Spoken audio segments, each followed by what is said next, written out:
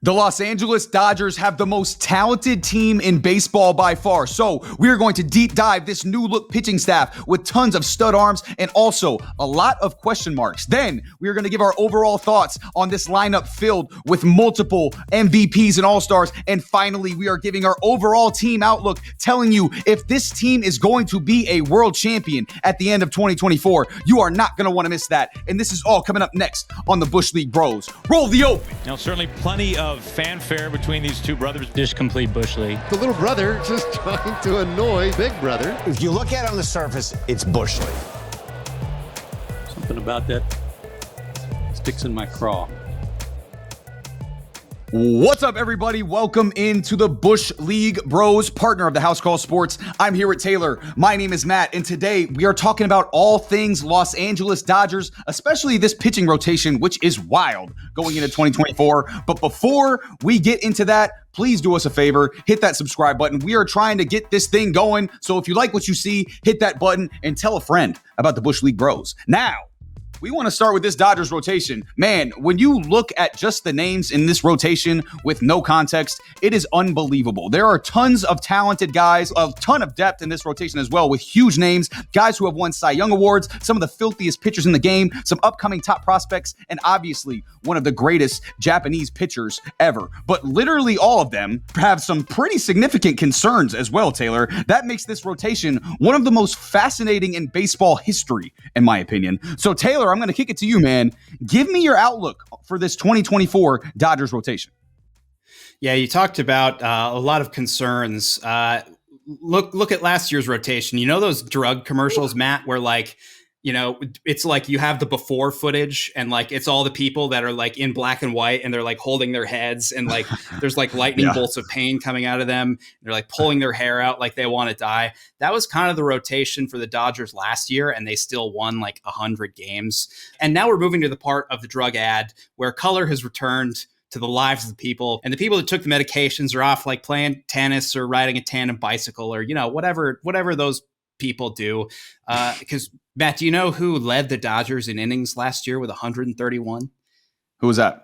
It was Clayton Kershaw.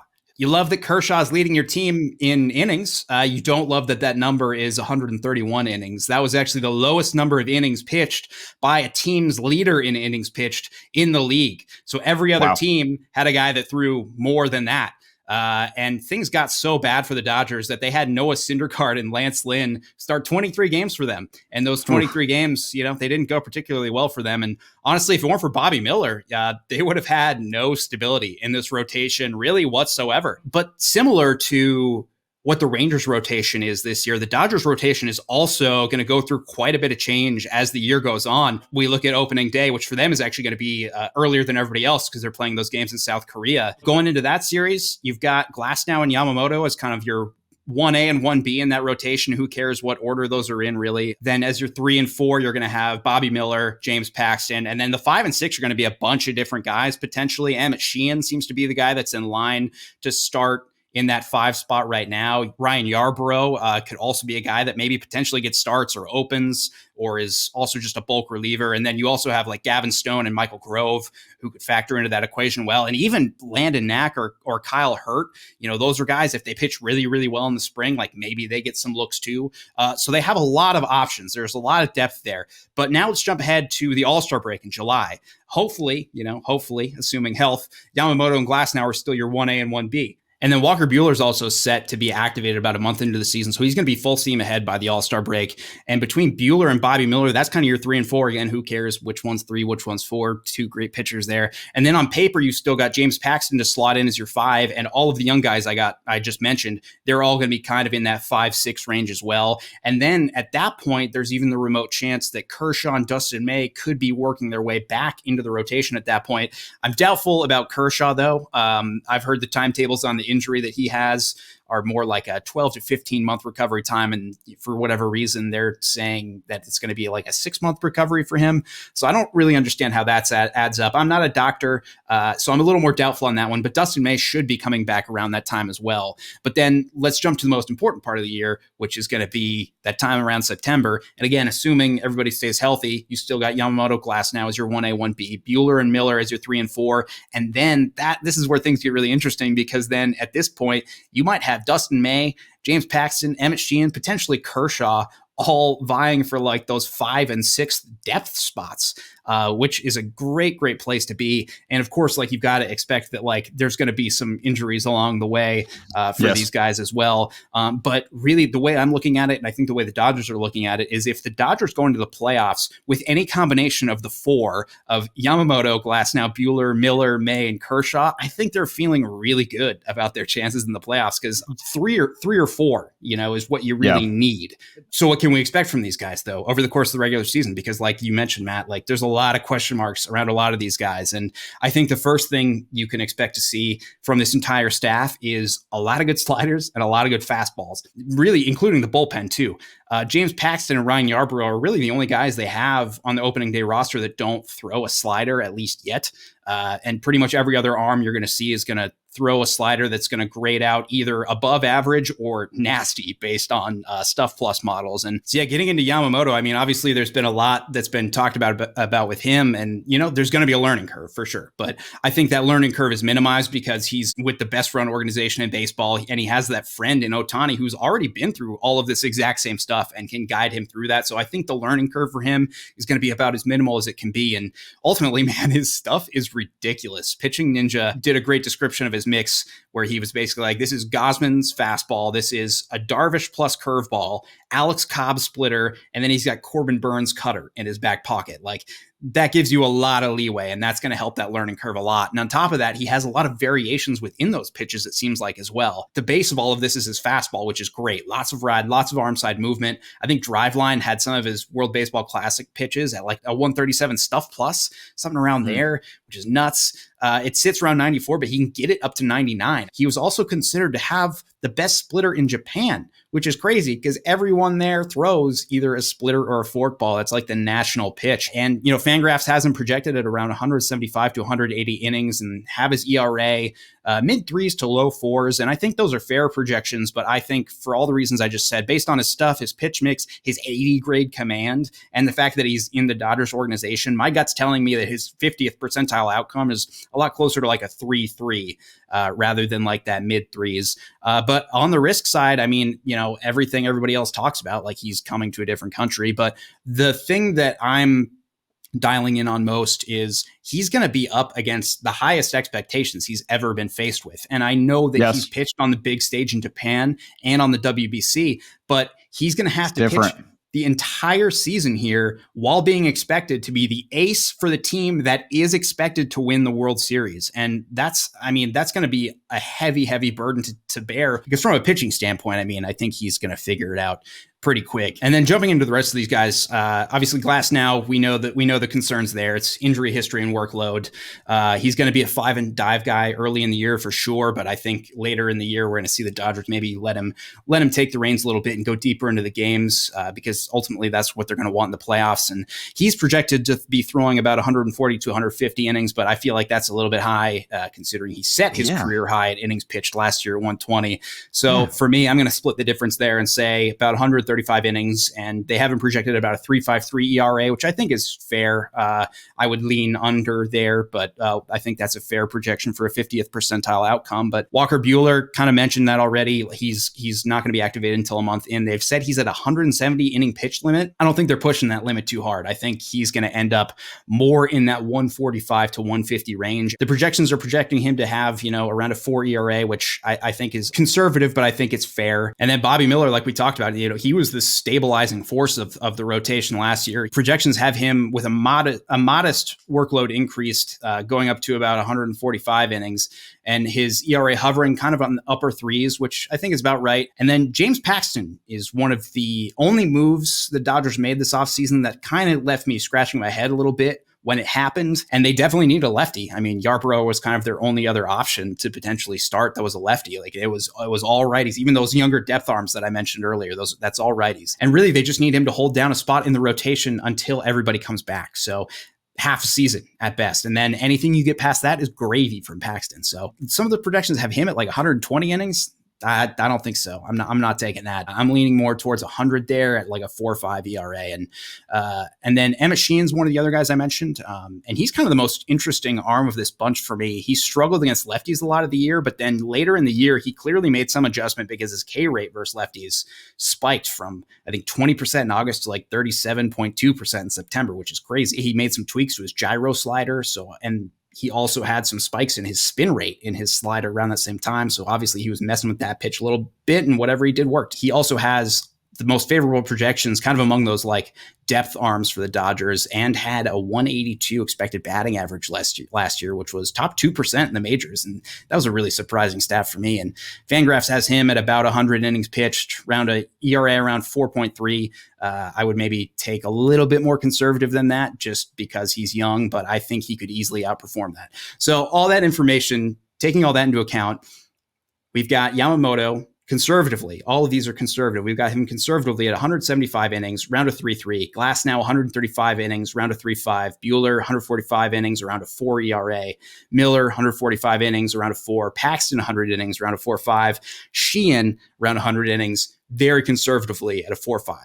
When you add all those up and you create a bit of a weighted average between those, you end up with about 800 innings and a 3.83 ERA, which last year would have been tied for the fourth best among starting pitchers with the Mariners. That's why I've decided to wear their hat today, actually. And all of those numbers, I think every single one of those guys can beat. Those are all very, very attainable numbers for them. And so this is a massive upgrade, just looking at the most conservative of projections here. Like I said, injuries are going to happen, but they have so much depth to fill it in. And I think it balances out because, like I said, this 2024 rotation has so much upside that at least a couple of these guys are going to beat those projections that I just talked about. Obviously, it comes with a ton of risk, a ton of uncertainty, and there's a lot of workload issues. But what the Dodgers have done here is they've hedged all of that risk by just accruing a stable of these guys that are really good. More risk. It's more risk, but you have more options, and that's what they need.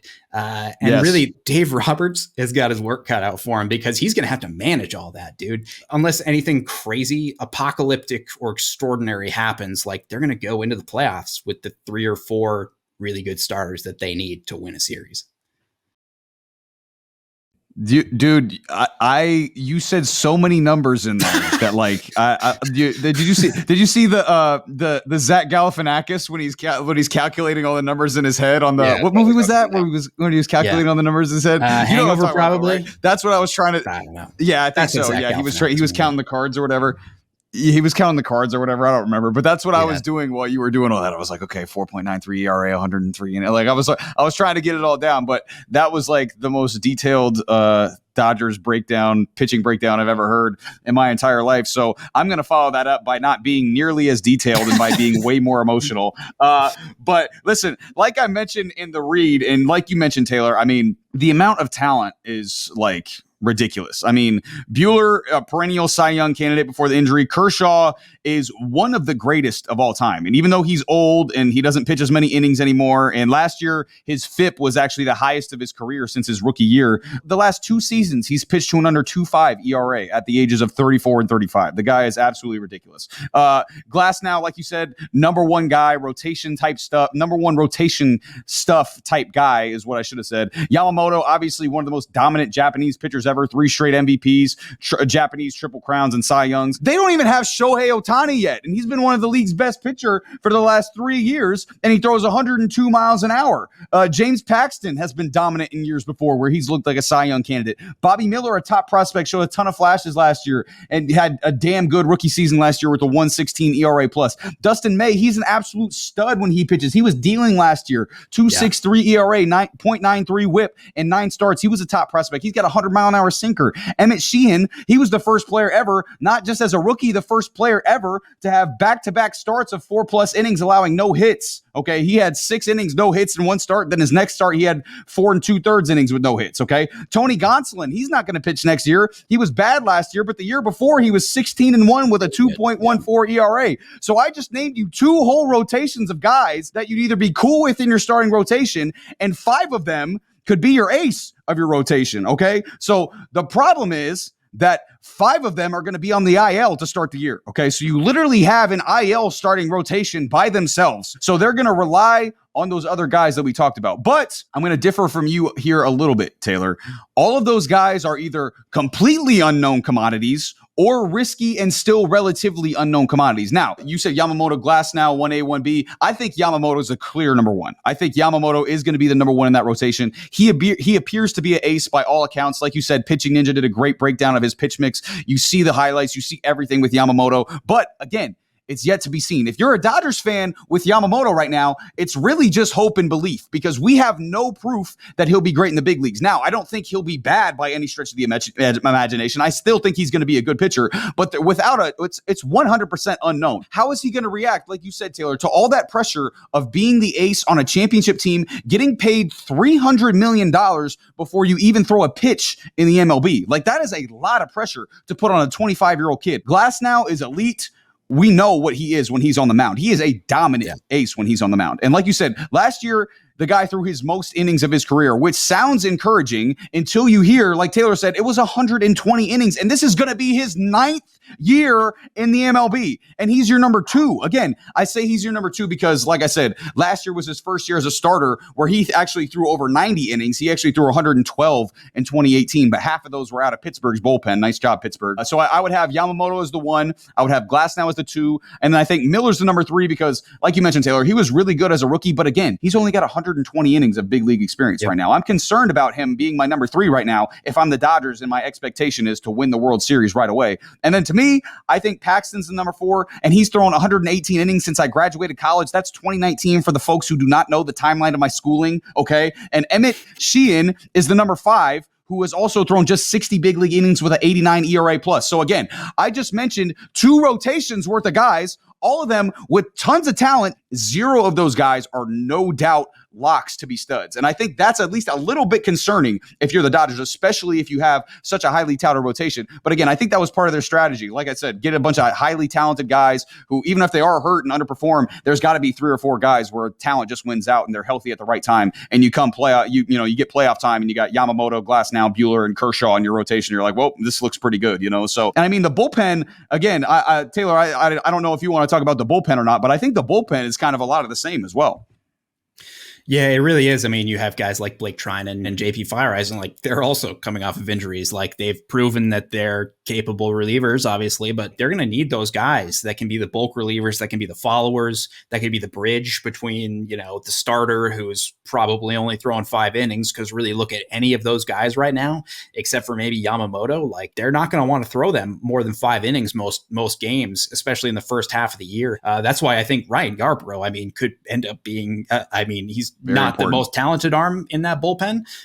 He is elite at limiting hard contact, and he can throw innings, and he could end up being one of the most valuable pieces they have just to get them from like the 5th through the 7th innings and get that bullpen over to Gratterall and Evan Phillips. So those depth arms that don't make the rotation, I think it's going to behoove the Dodgers to keep at least one of those guys in the bullpen for the exact same reason. Like they're going to need those guys that can go a few innings because that's going to be critical for them. Well, and Taylor, we're going to talk about it here coming up next with their lineup, but you don't have to have guys who are throwing at a 2.1 ERA to sustain for this team. Like if Yarbrough comes in and throws 4 innings and gives up 2 runs, like the Dodgers are like, okay, we can get 2 runs with Freeman and Ohtani. Like we're good, Yeah. So, and speaking of the lineup, let's transition to this lineup, which is less fascinating, but maybe even more loaded with superstars. And there is MVPs and all-stars and just insane run producers everywhere, Taylor. So I'm going to kick it to you, man. Just give me your thoughts on this Dodgers lineup for this 2024 season. Matt, my thoughts are on the lineup is that it's pretty good. You've been saying there are all-stars and MVPs on there. I would even go one step further and say I think their top 3 hitters are all probably going to end up in the Hall of Fame. And I think that's Without a pretty a doubt. good way to start off your lineup against really anybody. And if you're a starting pitcher facing that team, have fun. I mean, that's quite a way to start a game. And on top of that, they have lots of proven depth, which is one of the things I really like to look at for these teams going into the year. And I think they're going to platoon really well. I mean, against right-handed pitchers, like that lineup is massive. Some of the lefties they have, like it's scary. Like if you're a righty with bad lefty splits, maybe take the day off. Like if you're the manager, if you've got maybe that's your bullpen day. Maybe that's when you throw your opener and your follower. Cause you just try throwing with your left arm instead.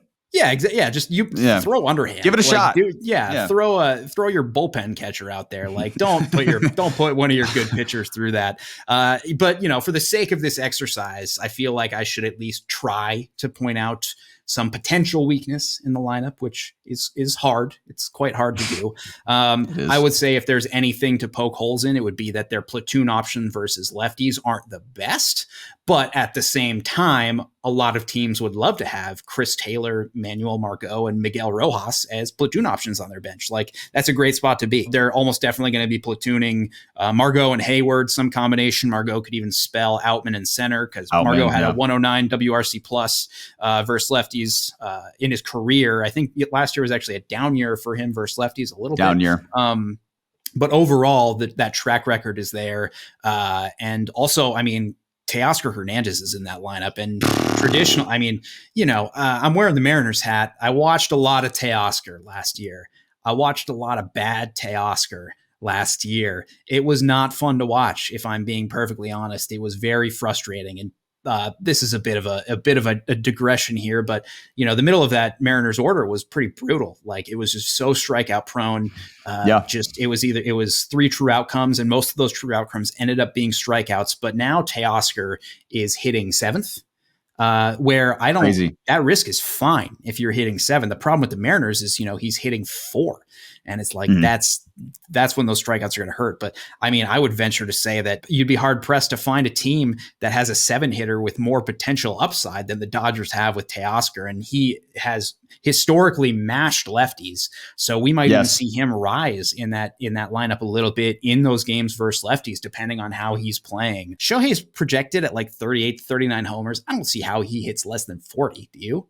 That's crazy. Now that he doesn't have to worry about pitching. He's literally, this is like almost a year off for him. Like he just has to hit. Like he doesn't have to worry about pitching, and he doesn't have to worry about getting walked, because who you walking at? You're walking him to get to Freeman. Yes. Yeah, that kind of transitions me into my point. So I built the lineups. Okay, people, I took some time and I built the lineup. So this first one's going to be against righties. The top 3 is obvious. Okay, it just depends on your order. Ideally, you could split up the 2 lefties, because both Freeman and Ohtani dropped from their career 940 and above OPS against righties to career lower 800 OPS against lefties. So I mean, that's still pretty damn good, and they're so damn good that it doesn't really matter as much. Okay, plus I mean, you've got Mookie hitting first, which is awesome for any team, which is probably the best leadoff hitter in baseball. So obviously, you got Mookie hitting first, okay? At 2, I know a lot of people are different, but I like Ohtani at 2. I like the fact that you can protect him on both sides with Mookie and Freeman. I don't know if there's a situation where you could walk Ohtani there. You have to pitch to him now.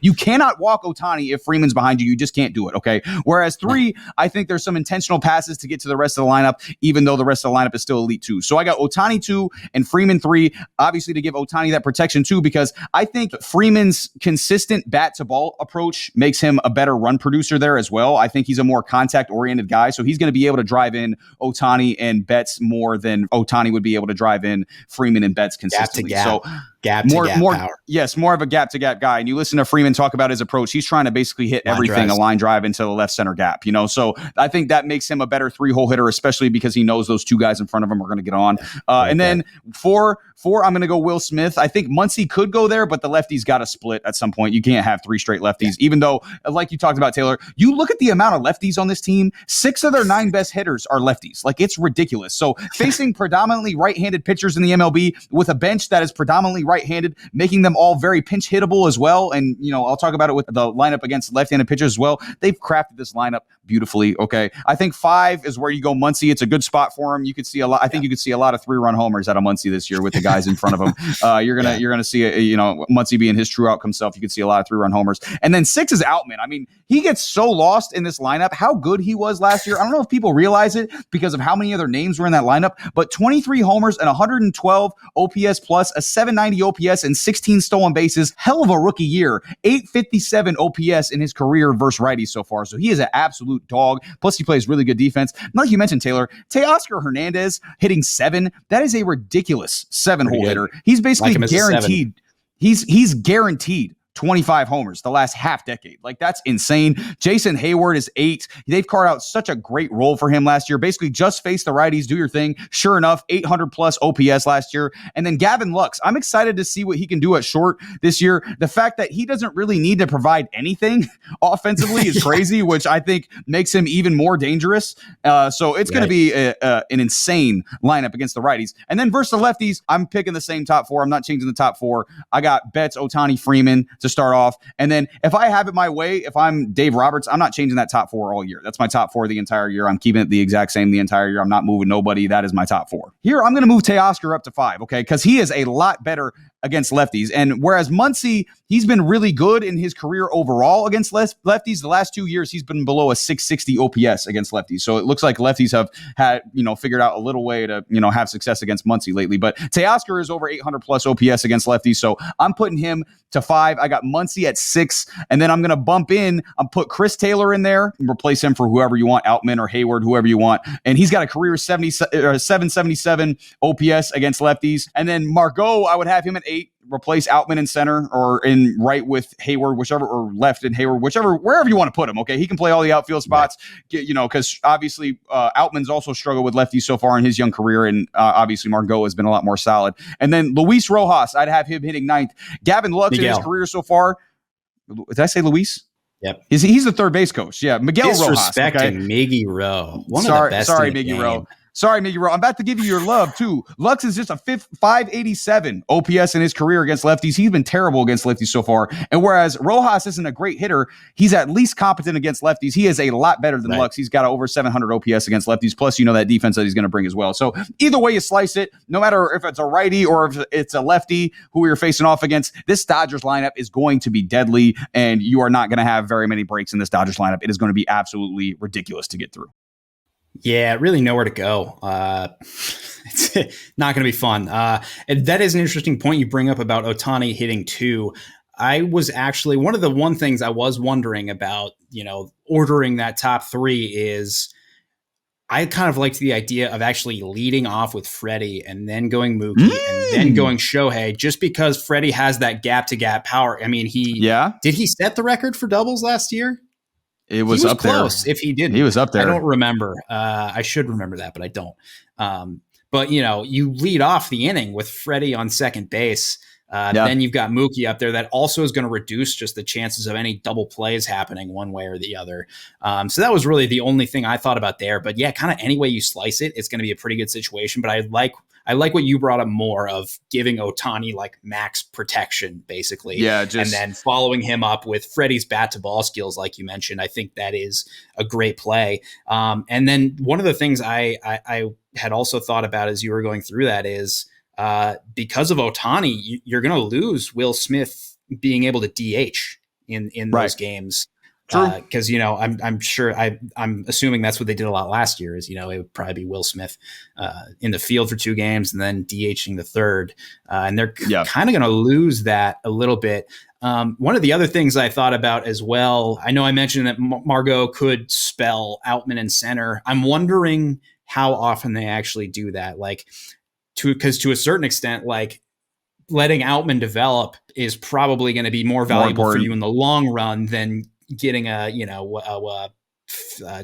marginal increase in the OPS for that given day. The Dodgers, I think, have a little bit of leeway of hey, let's let Lux and Outman get some extra at bats versus lefties. Let's see what they do. Let's let them try and make these adjustments. You'll be happy with a quality start. going up against these guys. That's for sure. Because this is just a ridiculous lineup, a ridiculous team, ridiculous everything. But you look at the names on this roster, one of the best rosters ever assembled, in my opinion. But we know at the end of the day, that doesn't matter. You got to play the game. So Taylor, what are your expectations for this team as a whole in 2024? Well, win the West, first of all, which they're going to do. I mean, there's nobody that should even touch them. I mean, look at last year. They won 100 games with a team that I think was way weaker than this. They easily clear 100 wins. I'm guessing they win more like 105, and I would not be surprised if they won close to 110. But no one cares about that total. No one cares. The only team that really needs to win a World Series more than this Dodgers team is maybe the Astros, for all the reasons that we talked about in the last one. Like, their dynasty, their legacy is on the line, right, as is the Dodgers. Like, this is kind of becoming the time where they've got to prove it. Their legacy is starting to get called into question. And it was one of the things that Shohei respected about them in their pitch to him, is like, they consider the last 10 years a failure because they haven't produced the amount of championships that they want. And right, every move they've made in the offseason, especially with the pitching, they're managing this entire roster for the playoffs. Like you said, like, Dave Roberts is saving Walker Buehler's bullets for the playoffs. So really, they got, I mean, the expectation is to win the World Series this year. Like, it's pretty much that simple. And I think if they don't win one within the next 3 years, like, this is a cataclysmic failure. In a healthy matchup between the Braves and the Dodgers right now, it's kind of it's basically a coin flip for me. These are two really incredible teams, but I do think the Dodgers have them beat in one important category, and I think that's starting pitching depth.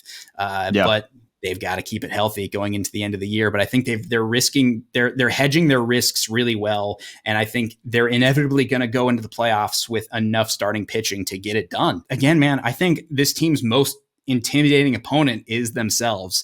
You know, the team, the organization, and a lot of these individual players are going to go into the playoffs with a lot of baggage. And if they can avoid getting sucked back into that narrative that they can't win when it matters, and I think if they can refocus that frustration and give themselves that competitive fuel from that, I don't think there's anyone that can beat them.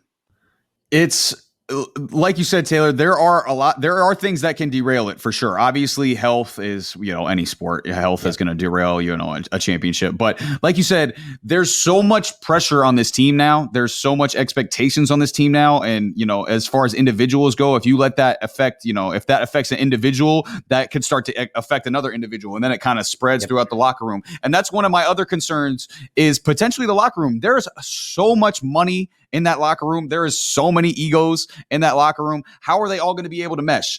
I personally, obviously, haven't been in the MLB level, but the teams that I've been on, the college level, the semi-pro level, the best teams that I've been on haven't been the most talented teams. It's been the teams who really, really want to play for each other, the teams who get along the most, the teams who bond the best, the teams who have the best chemistry. Those are the best teams that I've ever been on. And like they happened my junior year in college, we were way more talented than my senior year. We sucked because we all hated each other, right? My senior year, we loved each other, and we ended up having one of the best years in school history, right? So listen, if things break right for them, I think they could seriously challenge that all-time wins record. That's how talented they are. Like, if their rotation stays healthy or gets healthy in terms of those guys who are banged up, they could easily be above 110 wins. Like, that's very reasonable, because last year it was all offense and they got 100 wins. So with an even better offense on paper and they get good pitching, again, this could be historic. But on the other side of things, I think worst case scenario for them, I think there's a chance, maybe less than 5%, that they don't win the division. I could see Arizona maybe taking a big, huge leap and potentially getting to them.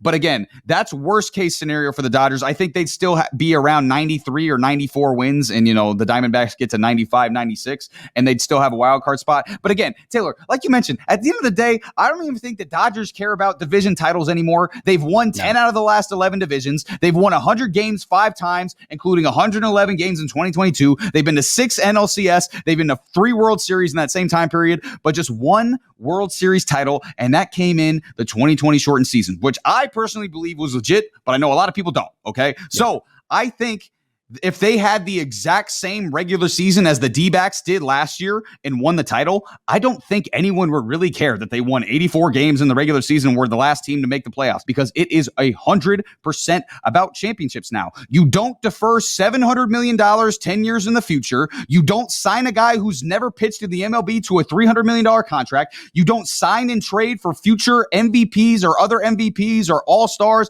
or top-of-the-line rotation starters to just make the playoffs, make the NLCS, or make the World Series. You do it to win the World Series. That is the bottom line. This team is the exact sports definition of championship or bust. If they don't win a title this year, it is a 100% abject failure. There is no denying that, and that is exactly what these guys signed up for. You have to win a World Series, and they'll have a great shot to do that. But as we've seen in the MLB playoffs, anything can happen. And we talked about question marks pitching-wise. If they don't pitch in the postseason, we've seen that offense go cold before, okay? And another NLCS or NLDS exit is certainly still on the board as well. There is no doubt.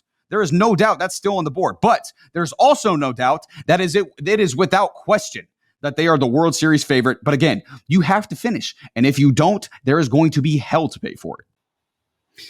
Yeah, absolutely, man. I mean, stay healthy. You know what we need this year in particular? We need like a bell, like a ship's bell.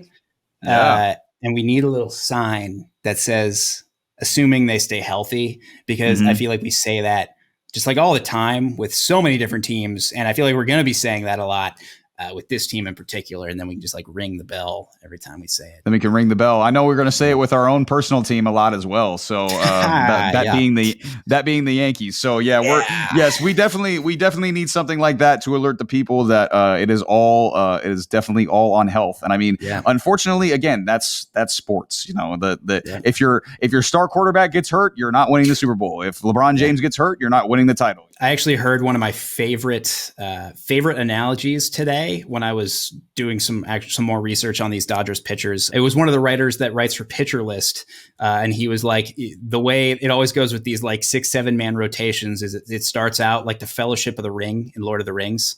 You know, you start off with like these 9 guys, and they're all looking great, you know, when they're in Rivendell before they set off on this quest. And then by the end, you end up with 2 guys that are just haggard on the side of a mountain and are on the verge of death. And I thought that was a pretty nice way of describing for the Dodgers last year. You basically ended up with Kershaw and Bobby Miller as the Sam and Frodo on the side of Mount Doom as it's erupting at the end. I think this year they've got it. I think they're going to end up there's going to be some casualties on the way for sure. They just got to stay healthy. And if they're in the postseason healthy, they've got a better shot than everybody else, you know, but if they're not, then we'll see. But that is going to do it for us today here on the Bush League Bros. Thank you guys so much for watching. Again, don't forget to like and subscribe. We would greatly appreciate it. We need all the help we can get. Okay. Also, comment down below what you think about this Dodgers rotation and what your expectations are for this team in general. Be sure to follow us on Instagram and TikTok as well at Bush League Bros. Also follow at the House Call Sports on all platforms as well. If you like the content from all sports, that is the place to go. And that is going to be it for us. Peace. Who do you think would be like the Gandalf in the Fellowship of the Ring situation if you were the Dodgers pitchers? Are you talking about last year or this year? Going into this year. It would be Walker Buehler.